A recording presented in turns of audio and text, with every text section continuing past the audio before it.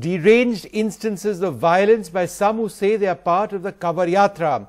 This ancient gathering, where people travel hundreds of kilometers to collect water from the Ganga back to their homes, has sadly become synonymous with drunk hoodlums racing on motorbikes and men with baseball bats destroying whatever it is that they deem fit to destroy. Caught in the middle of this outrage are innocent yatris who say their belief, their faith is being overrun by goons.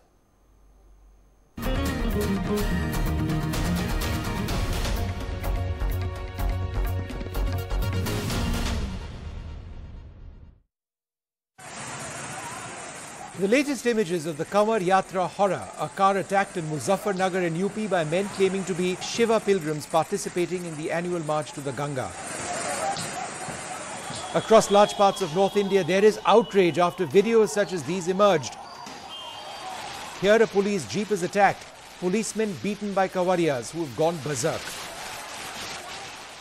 Caught within these frenzied mobs are genuine Kanwarias, those who believe that participating in the yatra means staying true to their faith. थोड़ी बहुत गलती के चक्कर में सबका नाम बदनाम होता, सारे कावड़ियों का नाम बदनाम होता। तीर्थ यात्रा कर रहे हैं हम, इसमें अगर हम शराब पी लेंगे तो फिर तो जो हम जल लेके जा रहे हैं वो तो पूरा अशुद्ध हो गया ना। Faced with this outrage, this is what the police are doing, showering flower petals on Kanwar Yatris from a helicopter. फूल सभी तरह के चीजों में वेलकम करने के लिए लोगों को किया जाता है और चूंकि करोड़ों की संख्या में कावड़िया जा रहे थे तो हवाई सर्वेक्षण के दौरान फूल भी बरसाए गए उनके वेलकम के लिए तथा इस तरह की व्यवस्थाएं सभी पर्वों में की जाती हैं चाहे वो किसी भी संप्रदाय का हो। In Bareilly, villagers in Khewar village insist that the police are unfairly detaining local people by issuing them so-called red cards in order to allow Kanwar Yatris to pass through. 300 लोग जमा सुबह 7 बजे बुला लिए गए, 8 बजे शाम छूटेंगे। तो डर में रह रहे हो आप लोग गांव में? डर में ही रह रहे हैं, जब पुलिस पूरा साथ दे रही है तो डर ही है। जो लड़के थे वो पुलिस ने डरा कर भगा दिए। Every year, North India braces itself as baseball-wielding pilgrims, often drunk, speeding on motorcycles, enter towns and cities and run riot, destroying cars and attacking whoever they want. The police welcome them, with state governments seemingly unwilling to do anything to curb any religious processions. With Saurabh Shukla, Vishnu Shom for NDTV.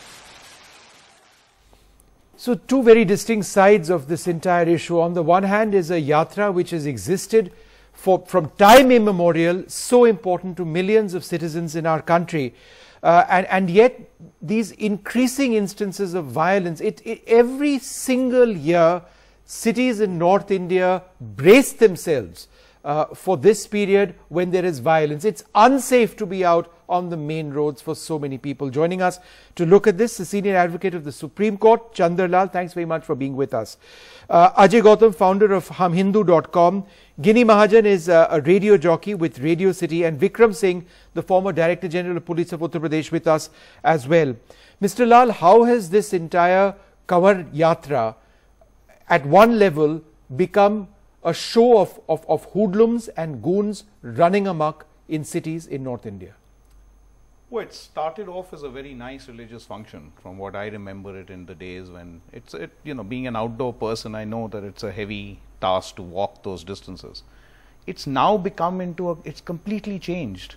You see trucks going out, every possible law is violated. I mean, how are those trucks allowed to carry, public, those are goods movers property. You're breaking laws of nobody's wearing helmets, you're tripling on bikes. I just don't understand why the law authorities are not looking into these aspects and letting them get away with this. And then obviously this is mobocracy at work, where there are mobs and they are all getting together and they believe that they have the strength and the power and the numbers. And I from the videos I saw of the last incident in Delhi. There are more videos coming in even now. As you know, just before this program started, somebody forwarded me more videos. These attacks continue. And many of them have been unreported as well. And the police didn't seem to be making any effort to be stopping it, from what I saw. Vikram Singh, I mean, it seems quite outrageous at one level that a helicopter which has been hired by the police in Uttar Pradesh at a cost of 14 lakh rupees to keep an eye on people, on law and order. Here you have an additional Director General of Police actually going and showering petals. Now, there's nothing wrong in showering petals on anyone, but the point is, what is your priority? And how does this reflect your attitude? On the one hand, you've got serious instances of vandalism, arson, the police being beaten on the ground, and on the other hand, you've got a top cop showering petals over there. Is this something he's supposed to be doing? Obviously, misplaced priorities, Mr. Shom.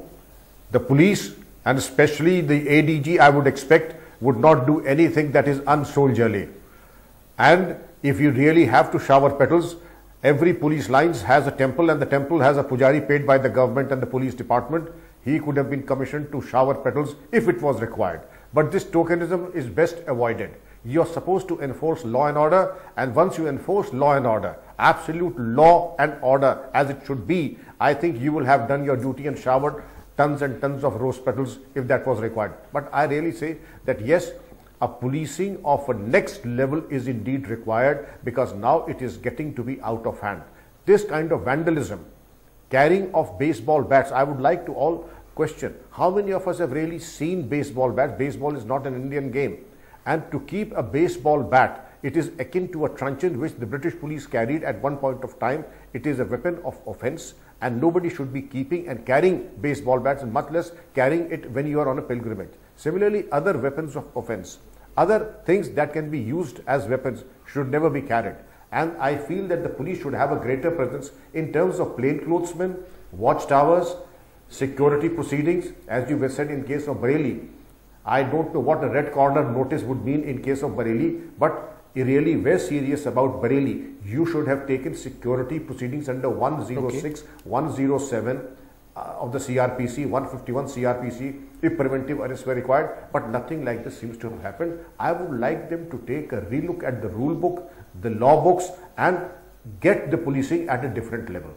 Ajay Gautam, how is there a real danger that those who seriously believe in this, who believe that this is part of their pious duty, are caught, among groups who just sort of have infiltrated what is supposed to be an entirely peaceful movement? Although we are used to see these kind of pictures on the occasion of Muharram, on the occasion of Shab-e-Raat, when the Samishta Mukherjee, the daughter of the Honorable President, said that on the night of the Shab-e-Raat, she is afraid to open the door or a window of her house. So that's bad, but what is going on? More than 4 crore people are joining Kanwar Yatra. And out of the 4 crore people, the few people are there and due to that, these kind of incidents has been taken place, which are really unwanted, uncalled, and avoidable. It's not few. That's the problem. It happens every year. No, it's no. Sir, even it's ended more or less now in Delhi. But even last night, if you were to be out on the streets, they were out in full force. Why this kind of incidents? Out of control. Why these kind of incidents had been taken place on the Kanwar Yatra? We have to consider. We have to consider. So I'm asking the route, the passage which has been reserved for the Kanwar Yatris. When a traffic comes and somebody hit, like the Motibag incident, if a person carrying the holy water and he is coming from the hundreds of kilometers after did a hard but that doesn't justify violence. I'm not, there is no justification of any kind of violence, but why these kind of incidents taken place? I am just giving the reasons behind all these things. But that's not a reason, sir. It's very sad and very unfortunate that a yatri loses this water, because that is, but this is more than that. If people are floating around with baseball bats, hockey sticks, bashing police vehicles, this is footage of a police vehicle being bashed. Which visual you are telecasting, I agreed that these incidents, what I am talking about, these incidents would be avoidable.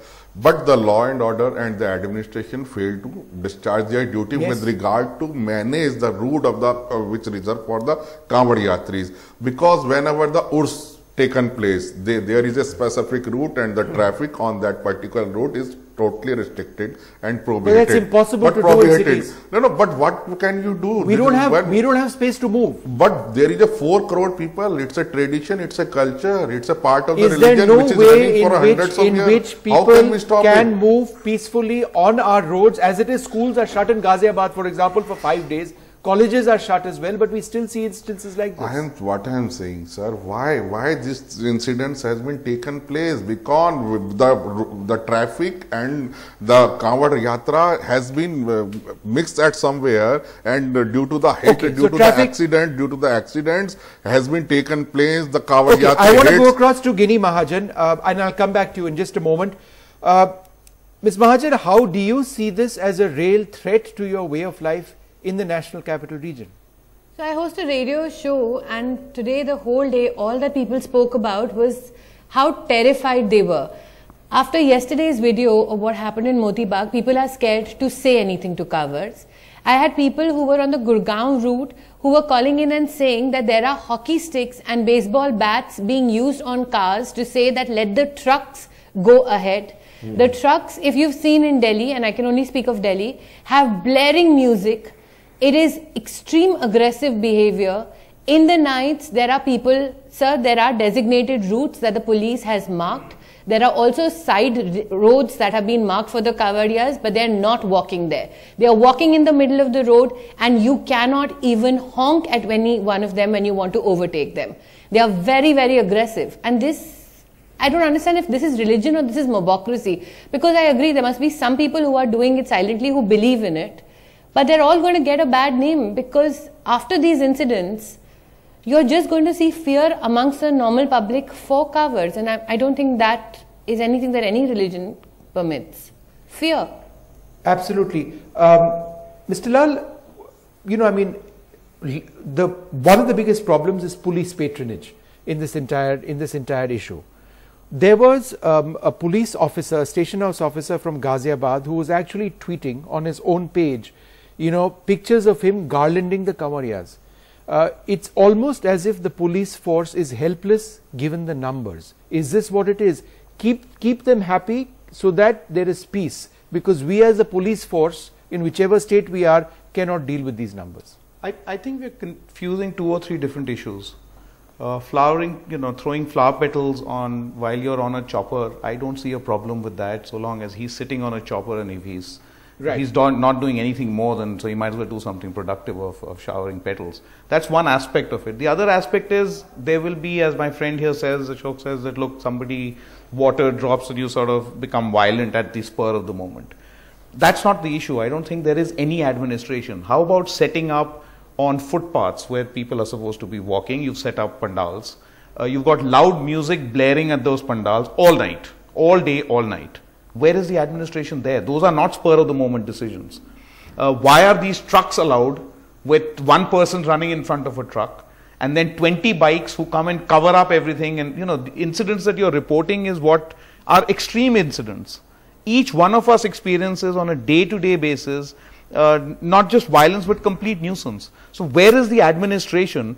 And by all means, please garland them for the people who've done a good job. They've reached their place. So you know, it's for Lord Shiva. Yes. Don't forget why you're doing this. Lord Shiva was fighting evil.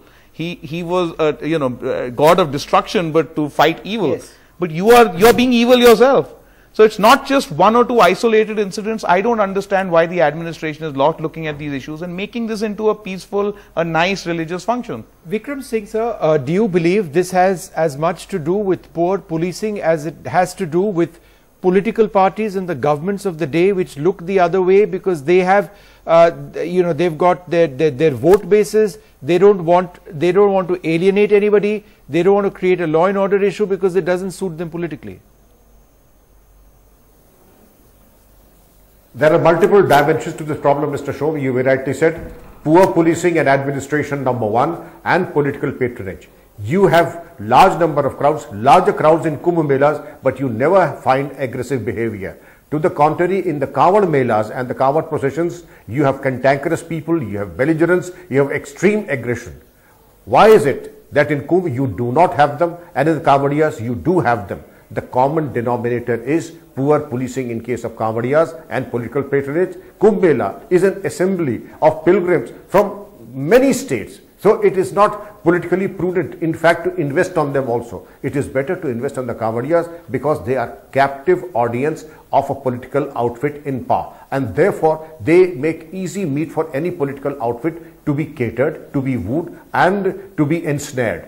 And therefore, the policing also takes a bashing and takes a backseat in the sense that they are treated like precious commodities. And therefore, the level of policing that you have in the Kumbh, you do not have in the Kanwar Mela. And therefore, you see what you see.